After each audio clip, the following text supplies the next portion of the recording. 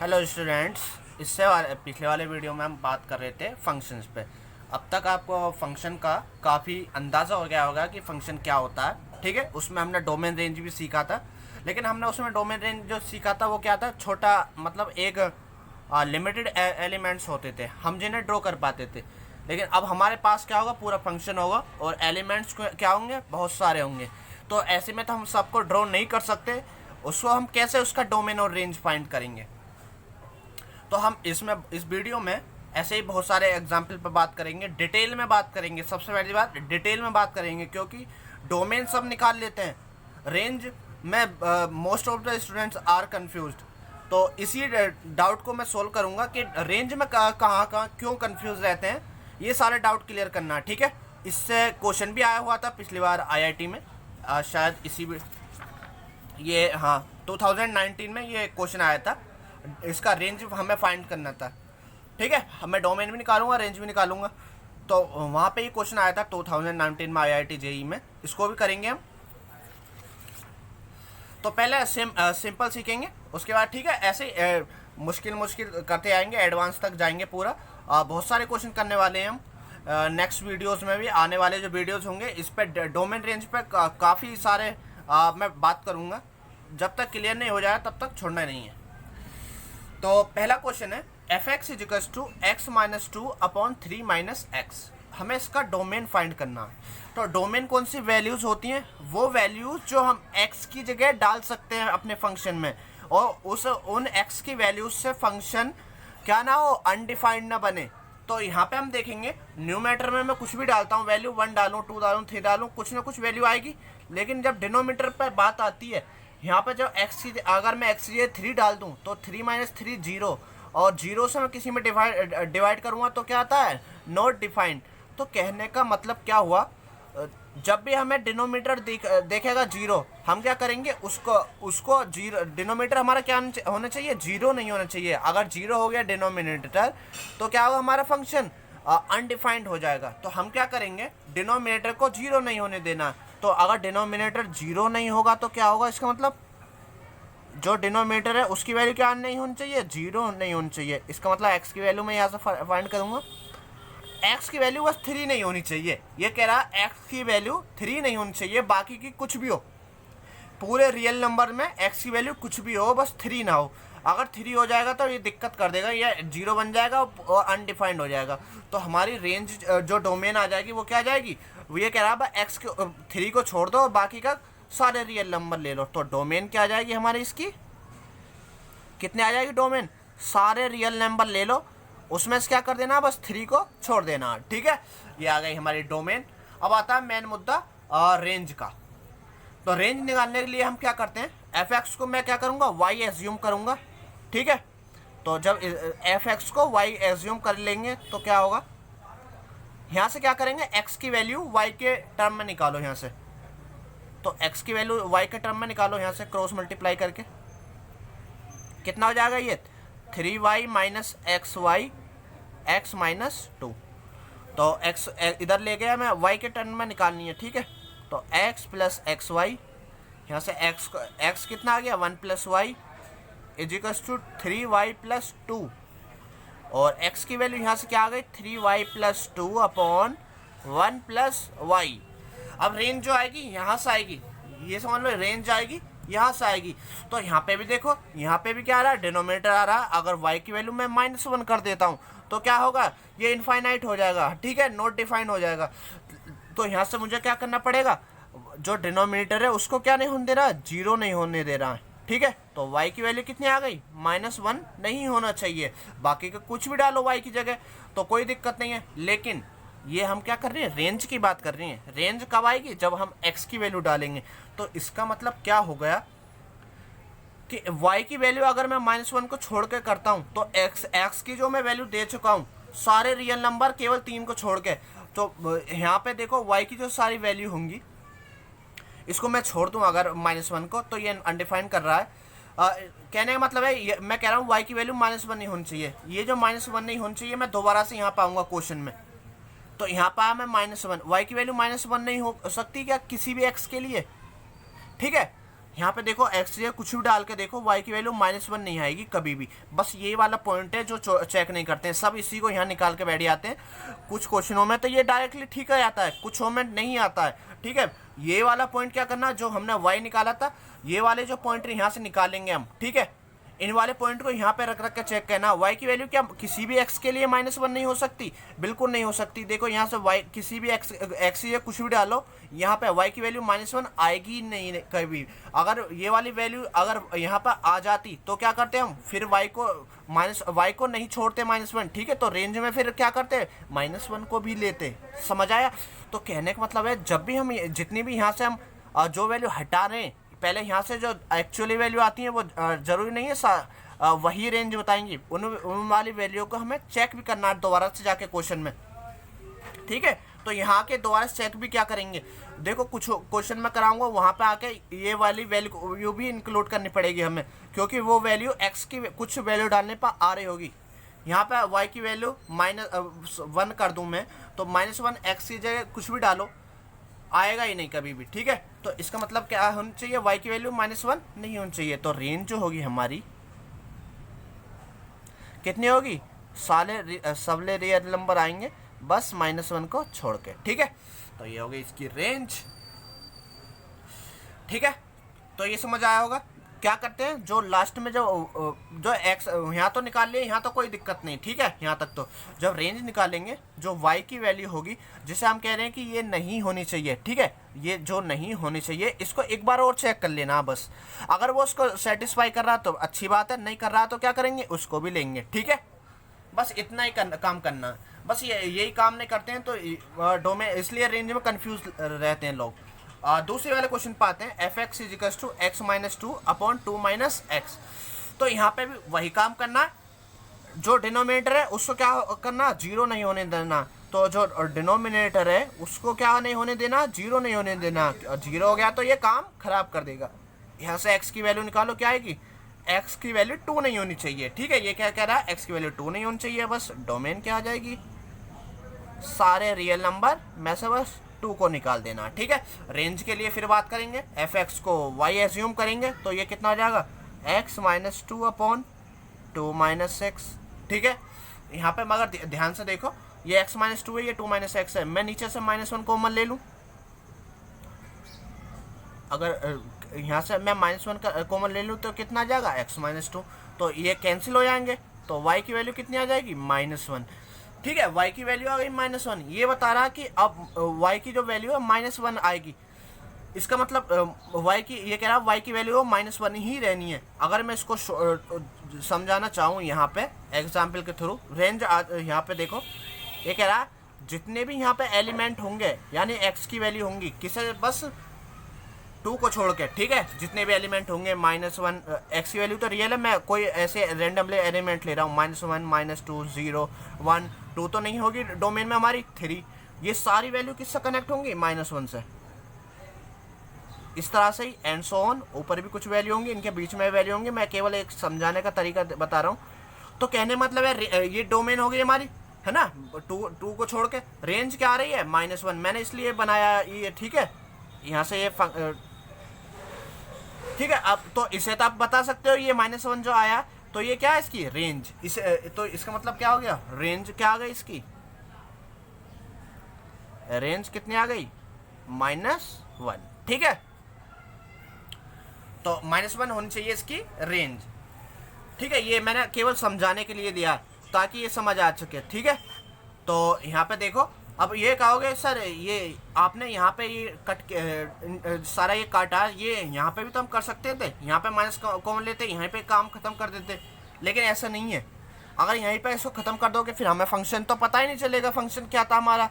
ठीक है, तो ध्यान रखना, जब भी ऐसे अगर डिवाइड हो रहे हैं दोनों न्यूमरेटर और डिनोमिनेटर, कभी भी डोमेन में तो डिवाइड करना ही नहीं है। ठीक है, जब रेंज निकालेंगे तभी कट करना है उसको। ठीक है, काटना है उसको, तो डोमेन में छेड़ना नहीं है बिल्कुल भी, रेंज में कट कर देना डायरेक्ट अगर कट रही है तो। ठीक है, बस एक बात याद लिख लेना साइड में। नेक्स्ट क्वेश्चन है, ये IIT JEE में 2019 में आया था। इसका डोमेन रेंज, हमसे रेंज पूछा गया था केवल, हम डोमेन भी निकाल कर दिखाएंगे। f(x = x / 1 + x²। तो डोमेन निकालने के लिए क्या करेंगे, अगेन मैंने इसका डिनोमिनेटर को जीरो नहीं होने देना है, तो जब डिनोमिनेटर को जीरो नहीं होने देना तो क्या करेंगे, ठीक है। तो एक्स स्क्वायर यहाँ से क्या आ जाएगा, -1। क्या किसी नंबर का स्क्वायर -1 हो सकता है क्या कभी, किसी, हम रियल फंक्शन पढ़ रहे हैं तो कोई भी रियल नंबर डाल के देख लो, उसका स्क्वायर जो -1 के इक्वल नहीं होगा। इसका मतलब क्या हुआ कि 1 + x² कभी जीरो होगा ही नहीं, ठीक है। तो ये क्या हो गया, 1 + x² कभी जीरो नहीं होगा। तो जब जीरो नहीं होगा तो हमें कोई दिक्कत ही नहीं हुई डिनोमिनेटर से, तो डोमेन क्या हो जाएगी इसकी, डोमेन तो हमारी आर ही हो जाएगी, ठीक है। आगे देखो रेंज के लिए, अब देखो रेंज के लिए क्या करेंगे, वही y टू एज्यूम करेंगे x/1 + x²। अगेन क्या करेंगे, y टू क्रॉस मल्टीप्लाई करेंगे 1 + x², या जा y x² = x। हमें क्या करते हैं, x की वैल्यू y के टर्म में निकालते हैं, तो y x² - x + y = 0। ये क्या हो रहा है, सेकंड क्वाड्रेटिक इक्वेशन बन रही है। तो यहाँ पे x² कोएफिशिएंट क्या है, y, b = कितना है, -1, x का कोएफिशिएंट, और c की जगह क्या है, y। तो हमने पढ़ा था formula x = -b ± b² - 4ac/2a, ठीक है। क्वाड्रेटिक फॉर्मूले से हम इसके क्या करेंगे, निकाल देंगे रूट, -b तो -1 है, ये प्लस हो जाएगा, प्लस माइनस √, b² यानी 1 - 4ac, 4 इन दोनों की मल्टीप्लाई की तो 4y² हो जाएगा अपॉन 2, एक ही जगह कितना y, इतना कुछ आ गया, ठीक है। वही काम करेंगे, हमें क्या करना है, एक तो डिनोमिनेटर को जीरो नहीं होने देना, तो इसका मतलब क्या हो गया, 2y जो क्या नहीं होना चाहिए, जीरो नहीं होना चाहिए। यहाँ से अभी देखने पे लग रहा है अब, लेकिन हम चेक भी करेंगे ना दोबारा जाके, तो इसका मतलब क्या हो गया, y जीरो नहीं होना चाहिए, ठीक है। इसके अकॉर्डिंग अभी हमें पता नहीं है कि y को हमें रेंज में लेना है या नहीं। अभी पहले हम उन वाले पॉइंटों को निकाल लें जिन पे हमें लग रहा है कि ये रेंज में नहीं आने चाहिए, ठीक है। सेकंड चेक करते हैं, 1 - 4y²। अब देखो हम पढ़ रहे हैं रियल नंबर के बारे में, तो जो भी चीज़ है कहने का मतलब है, ये जो भी इसके अंडर द रूट के अंदर आएगी वो क्या होनी चाहिए, जीरो हो सकती है या जीरो से बड़ी। ये चीज़ जो क्या होनी चाहिए, जीरो से बड़ी होनी चाहिए या जीरो हो सकती है, ठीक है। तो 1 - 4y² की जो वैल्यू क्या होनी चाहिए, जीरो या जीरो से बड़ी। क्या हो जाएगा, ये 4y² को मैं इधर ले गया, 4 से मैंने डिवाइड कर दिया, क्या आ जाएगा ये 1/4 y², ठीक है। इसको मैं इधर ले आया, y² - 1/4 < 0, ठीक है। इसको इधर ले आऊँ, इधर 0 रह जाएगा। तो इसको मैं क्या लिख सकता हूँ, y 1 + 2 और y 1 - 2, ठीक है। इन वाले पॉइंटों को ड्रॉ करो, -1/2 1/2, ये वाले पॉइंट भी क्या इंक्लूड होंगे, बिल्कुल होंगे। देखो = 0 है ना, तो इन वाले पॉइंटों को भी इंक्लूड करना है, ठीक है। मैंने पढ़ाया था ना क्लोज इंटरवल और ओपन इंटरवल, ठीक है, वही है ये सब। क्यों इंक्लूड करना है, देखो y अगर मैं 1/2 डालता हूँ तो ये 0 आएगा, 0 के इक्वल है, इसलिए करना है। ऐसे ही -1/2 डालो तो क्या आएगा, 0 हो जाएगा, इसलिए इसको इंक्लूड करना है। अब क्या करना है, पता लगाना कि इसको कैसे सोल्व करते हैं। देखो मैं अगर 1/2 से कोई बड़ी वैल्यू डालता हूँ, मैंने 1 डाली, ठीक है, तो ये तो प्लस 1 + 1/2 ये होगा 3/2, और ये 1 - 1/2 ये भी 1/2, यानी 3/2 × 1/2 3/4, ये क्या हो जाएगा, < 0 है क्या, नहीं। तो इसी रीजन में क्या आएगा, ये हमेशा पॉजिटिव आएगा। और -1/2 के बीच में कोई वैल्यू डाल के लो, हमने ली 0, तो ये आ जाएगा 1/2, ये कितना आ जाएगा -1/2, तो -1/4 यानी नेगेटिव आएगा, ठीक है। इसकी वैल्यू बस वैल्यू देखना है, इसकी इस वाले इसे बड़े वाले नंबरों में डाल के देखेंगे तो यहाँ पे पॉजिटिव मिलेगा। इनके बीच में कोई एक नंबर ले लो, ठीक है, वो इसको नेगेटिव वैल्यू देगा। अगर -1/2 से छोटा, जैसे -1 लेता हूँ मैं, तब इसकी वैल्यू चेक करते हैं क्या आएगी, -1/2, तो यहाँ पे -1/2 रखो, तो कितना आया, -1 + 1/2, कितना आ जाएगा ये, -1 + 1/2, ये देगा -1/2 मल्टीप्लाई बाय -1, ये हो जाएगा -3/2, ये कितना आ जाएगा 3/4। इसका मतलब इससे छोटी वैल्यू में डालूंगा इधर, तो वो क्या देगा मुझे, इसकी वैल्यू पॉजिटिव देगा। लेकिन हमारा ओवरऑल फंक्शन अब चेक करते हैं, ये क्या है, ओवरऑल फंक्शन जो हमारा क्या है, less than equal to zero, मतलब नेगेटिव होना चाहिए। ठीक है, तो वो नेगेटिव कहाँ से कहाँ तक बता रहा है, ये यहाँ से यहाँ तक। ठीक है, इसको कहते हैं हम इनइक्वलिटी, जो एक अलग चैप्टर है इसमें मैथ्स में, हम उसको आगे पढ़ेंगे। ठीक है, पूरा चैप्टर है इनइक्वलिटीज को कैसे सोल्व करते हैं। यहाँ पर बस इतना ध्यान रहने दो कि ये जीरो छोटा है, तो जीरो छोटा यानी नेगेटिव, तो ये कौन सा रीजन होगा जो नेगेटिव है, केवल ये वाला। तो इस वाले रीजन को की वैल्यू हमें सेम टू सेम कर देनी है। तो यहाँ से y की वैल्यू कितनी हो जाएगी, y कह रहा है ये, y की जो वैल्यू क्या होनी चाहिए, बिलोंग करना चाहिए, ये क्लोज ब्रैकेट आएंगे। ठीक है, अब हमारे पास तीन वैल्यू आई, एक कह रहा है ये -1/2 से 1/2 के बीच में वैल्यू होनी चाहिए, एक जीरो नहीं होनी चाहिए। तो जीरो तो यहाँ पर आएगा कहीं इनके बीच में। अब चेक करना कि y क्या, अगर जीरो नहीं होगा तो हम क्या, रेंज ये थोड़ी हो जाएगी हमारी, फिर तो फिर क्या लेंगे, -1/2 से जीरो, जीरो से 1/2। लेकिन एक बार चेक करते हैं कि जीरो भी है या नहीं। तो जीरो को ये एक्सेप्ट करेगा या नहीं, यहाँ पे आते हैं, यहाँ पे आते हैं, यहाँ पे आ गए। ठीक है, ये कह रहा है y की वैल्यू जीरो नहीं होनी चाहिए। अगर मैं y की वैल्यू जीरो करता हूँ यहाँ पे, तो ये क्या आ जाएगा, ये इधर जीरो हो गया, तो x की जगह जीरो। तो ये कह रहा है x की जगह मैं जीरो डालता हूँ तो मेरा y जीरो आता है। क्या, x इक्वल्स टू जीरो डालने पे y इक्वल्स टू जीरो आता है क्या, x इक्वल्स टू जीरो मेरे डोमेन में है, x इक्वल्स टू जीरो मेरे डोमेन में है, क्योंकि डोमेन मेरी r है। अगर x इक्वल्स टू जीरो मेरे डोमेन में है तो इसका मतलब y की वैल्यू जीरो आ सकती है। तो इसका मतलब क्या है, y इक्वल्स टू जीरो को हम नहीं हटाएंगे। ठीक है, यहाँ पे देखने पे क्या लग रहा था, y इक्वल्स टू जीरो नहीं होना चाहिए, लेकिन अब क्या करेंगे, हम डोमेन में y इक्वल्स टू जीरो को इंक्लूड करेंगे। ठीक है, तो यहाँ पे पॉइंट बना के लिख लेना, this is not possible, this is not possible because x is equal to zero gives y equal to zero. ठीक है, तो ये वाली बात यहाँ से लिख देना। मैंने कहा जो पॉइंट निकालने हैं उसको एक बार चेक कर लेना डिवाइड डाल के। यहाँ से देखो हमें लग रहा था y इक्वल टू जीरो नहीं होना चाहिए। ठीक है, लेकिन हमने जब अल्टरनेट चेक करा जाके तो y इक्वल टू जीरो हो सकता था। ठीक है, कब, x इक्वल टू जीरो पे, इसका मतलब y इक्वल टू जीरो भी हम लेंगे। ठीक है, यही कन्फ्यूजन आता है बस रेंज वालों में सबके लिए। ठीक है, मैंने कहा बस अल्टरनेट मौका जाकर चेक कर लेना। तो हमारी रेंज क्या आ गई अब, तो y को कह रहा है कि y भी होना चाहिए, तो हमारी रेंज कहाँ से कहाँ तक आ गई, -1/2 से 1/2 के बीच में। ठीक है, ये आ गई हमारी रेंज, ये ऑप्शन था उसमें गिवन। ठीक है, नेक्स्ट क्वेश्चन देखते हैं इसी तरह से, f(x = 3/2 - x²। अगेन दिक्कत करेगा क्या ये डोमेन में, बिल्कुल करेगा, डिनोमिनेटर आ रहा। ठीक है, तो 2 - x² की वैल्यू क्या नहीं होनी चाहिए, जीरो नहीं होनी चाहिए, तो x² की वैल्यू 2 नहीं होनी चाहिए, यानी x की वैल्यू क्या नहीं होनी चाहिए, ±√2। ठीक है, तो x इक्वल्स टू क्या नहीं होना चाहिए, √2 नहीं होना चाहिए, ये क्या रियल नंबर है, कोई दिक्कत नहीं। x की वैल्यू क्या नहीं होनी चाहिए, दूसरी वैल्यू कह रहा -√2, ये भी रियल नंबर है, तो कोई दिक्कत नहीं। इसका मतलब √2 और -√2 को हटा देंगे डोमेन से, तो हमारे डोमेन क्या आ जाएगी, R में से मुझे क्या कर देना, -√2 हटा देना है और √2 हटा देना है। ठीक है, डोमेन आ गई। रेंज निकालने के लिए वही y के इक्वल करो इसको, 3/2 - x², तो मल्टीप्लाई करो, 2y - x², y = 3, इसको इधर ले गए, इसको मैं इधर ले आया, 2y - 3 = x² y। यहाँ से x² = कितना आ गया, 2y - 3/y, तो x = कितना आ गया, स्क्वायर है तो plus minus √2y - 3/y।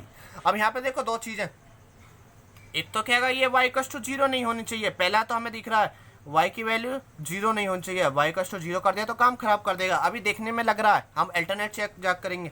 Second thing क्या कह रहा है ये, सेकंड थिंग क्या कह रहा है ये, जो अंडर द रूट के अंदर चीज़ लिखी होती है वो क्या होती है, पॉजिटिव आनी चाहिए। ठीक है, तो 2y - 3 की जो वैल्यू है क्या आनी चाहिए, > 0 होनी चाहिए।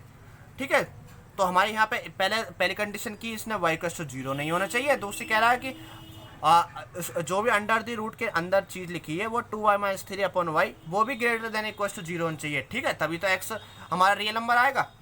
तो ये वाले जो इसके पॉइंट है इनको नंबर लाइन पर ड्रॉ करो, y की वैल्यू एक तो 0, y की वैल्यू 0 क्या करेंगे, ओपन इंटरवल रखेंगे, क्यों, y = 0 रख दी तो इनफाइनाइट हो जाएगा, काम खराब कर देगा। ठीक है, तो 0 नहीं लेना है, y की वैल्यू क्या कर सकता हूँ मैं, 3/2 ले सकता हूँ। 3/2 लूंगा तो क्या करेगा ये, इस 0 देगा, 0 0 के इक्वल हो जाएगा, तो 2 पॉइंट आए, ठीक है। अगेन इससे ज़्यादा वाली वैल्यू रखूंगा मैं 3/2।